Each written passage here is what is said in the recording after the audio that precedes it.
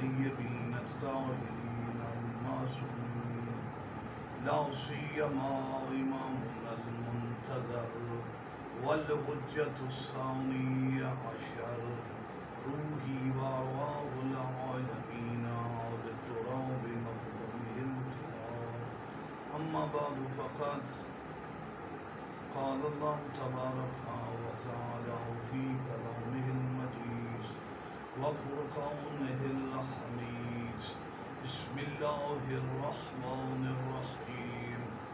إنما يريد الله ليذهب عنكم الرجس على البيت ويطهركم تطهيرا.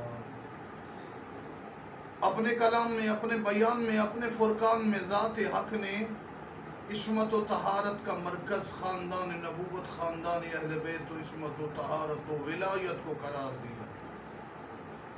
جو ان کے قریب ہے طاہر ہے، جو ان سے دور ہے نجس ہے. یہ خود بھی پاک ہیں، طاہر ہیں، بلند ہیں، عظیم ہیں. ان کے ساتھ منسوب ہونے والا بھی طاہر پاک ہو جاتا ہے. ان ہستیوں میں سارے باب الحوائج ہیں، لیکن تخصیص مخصوص انداز سے، مخصوص لحاظ سے یہ لقب قرار پایا امام موسیٰ کاظم علیہ السلام کے. آج ہم امام موسیٰ کاظم باب اللہ ہیں، ہم باب الموسیٰ کاظم میں بولتے ہیں. باب الموسیٰ کاظم کون ہے؟ ہلہ کی نگری کا سلطان قاسم ہلہ بن موسیٰ بن جعفر. ویسے تو امام کا بیٹا ہونا نام ہی کافی ہے. جس پر امام کی تربیت کا اثر ہو، یقیناً وہ محفوظ عن الخطا ہستیاں ہوتی ہیں. 14 معصوم کی طرح تو نہیں، لیکن کمالات اوصاف رکھنے والی ان کی اولاد کی بہت زیادہ مثالیں. جناب قاسم کہ جن کی امام موسیٰ کاظم کے بیٹے، امام رضا کے بھائی، معصومہ قوم کے بھائی، اور شروع سے ہی بچپن میں ہی اپنے بابا کی ملاقات کے اشتیاق کے لیے بغداد کی طرف سفر کیا. بہت بڑی عظیم ہستی. امام کے بیٹے مشکلات برداشت کی، دن کو آرام کرتے، رات کو سفر کرتے. بڑا تاریک اور مشکل دور تھا. اگر گھر میں رہتے ماں کے پاس، بہنوں کے پاس، تو بہرحال ایک تھوڑی سی سکون والی زندگی تھی، لیکن چھوڑ کر امامت بابا کی ملاقات کے لیے چلے. روایات کے تحت ہم نے ہلہ میں جا کر زیارت کی ان کا مقام. اب ان کا جو جس جگہ پہ یہ ان کا روضہ مبارک اور قبر اطہر ہے، اس جگہ کو ہلہ نہیں کہتے، اگرچہ ہم مجالس میں ذاکرین قاسم ہلہ کہتے ہیں.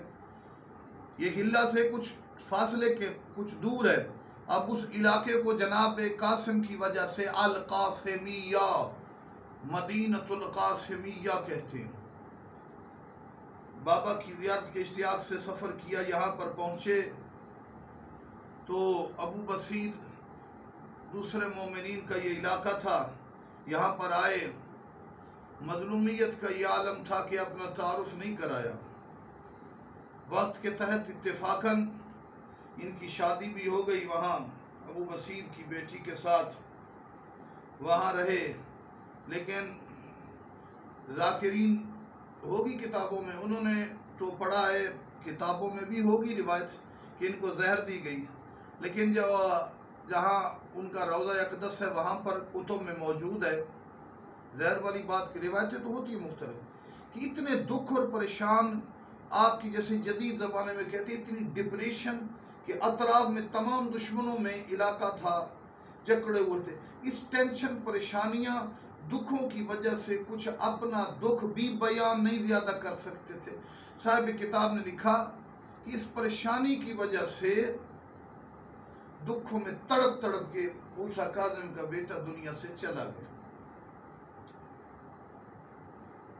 مصیبتوں کو برداشت کرنے والے، مصائب کو برداشت کرنے والوں کے لیے بھی اجر ہے. اور یہ تھوڑا اجر ہے کہ آج بڑے بڑے مزارات سے زیادہ ہجوم ہوتا ہے اس قاسم آقا کے لیے جس نے باپ کی جدائی بھی برداشت کی اور خود بھی مصائب والآلام کے سمندر اور دریا پہاڑ ان پر گرے. بہرحال وہ روایت کی بھی میں نفی نہیں کرتا، جو میں نے روایت پڑھی میں نے وہ بیان کر دی. وہ بھی روایت کسی کتاب میں ہوگی زہر والی. ان کی شہادت کے بعد میں جنگ کے علاقے میں سفر کر رہا تھا، قبلہ استاد العلماء قبلہ محمد یار شاہ صاحب نے جنگ کے علاقے میں ان کی بیٹی اور زوجہ کا بھی واقعہ پڑھا، لیکن بہرحال شجرۃ طوبہ میں بھی اس کی تفصیل ہے۔ چھوٹی سی بچی تھی اور زوجہ، انہوں نے پھر دوبارہ سفر کیا مدینہ کی طرف۔ اس زمانے میں صحراؤں کے سفر خود ایک بہت بڑا پہاڑ مصائب ہوتا تھا، بھوک پیاس برداشت کرنا، پھر صحرائے نمک یا صحرائے تفوس، سرزمین عرب، سعودی عرب میں دو طرح کے صحرا، صحرائے تفوس اور صحرائے رب الخالی۔ رب الخالی عمان، متحدہ عرب امارات، یمن اور سعودی عرب کے درمیان ہے، اور یہ دنیا میں ریت کے لحاظ سے سب سے بڑا باقی صحرا ہوتے ہیں جس میں ملی جلی کیفیت، کہیں ریت کہیں پتھر کہیں تھوڑی جڑی بوٹیاں، کچھ شاخیں کچھ جلے ہوئے درخت، یہ بالکل ریت ہے۔ اسی طرح صحرائے تفوس جو عراق اور سعودیہ کے درمیان، کچھ حصہ سعودی عرب میں کچھ عراق میں، اس کا سفر کرتے ہوئے مدینہ میں پہنچے۔ شجرۃ طوبہ والا لکھتا ہے کہ ماں مدت سے انتظار میں تھی، زوجہ موسیٰ بن جعفر اور جناب قاسم کی ماں، یہ کب میرا بیٹا پہنچے گا۔ صاحب شجرۃ طوبہ لکھتے ہیں کہ جب یتیم پوتی کو دیکھا اور پتہ چلا کہ میرا قاسم دنیا سے چلا گیا، شہید دنیا سے چلا گیا، ہیلا میں دفن ہو گیا، تو ماں تڑپ تڑپ کے 2-3 دن روتی رہی، اور اس گریے میں یاد قاسم میں دنیا سے چلی گئی۔ جناب قاسم باب الموسیٰ قادم میں، جہاں پہ کرامات کی کثرت ہے، عراق کے لوگ جاتے ہیں، بڑا وسیع و عریض روزہ بنا ہوا ہے، دن بدن وہاں پہ کرامات کی وجہ سے لوگوں کی توجہ اور بڑھ رہی ہے۔ مالک ذوالجلال جناب قاسم ہلا نام ہی کافی ہے، موسیٰ کاظم کے بیٹے، ایثار قربانی کی علامت، مصائب دین کے لیے، امامت کے لیے، ولایت کے لیے برداشت کرنے والے، مالک ان کی سیرت پر ہمیں عمل کرنے کی توفیق عطا فرمائے۔ والسلام علیکم ورحمۃ اللہ۔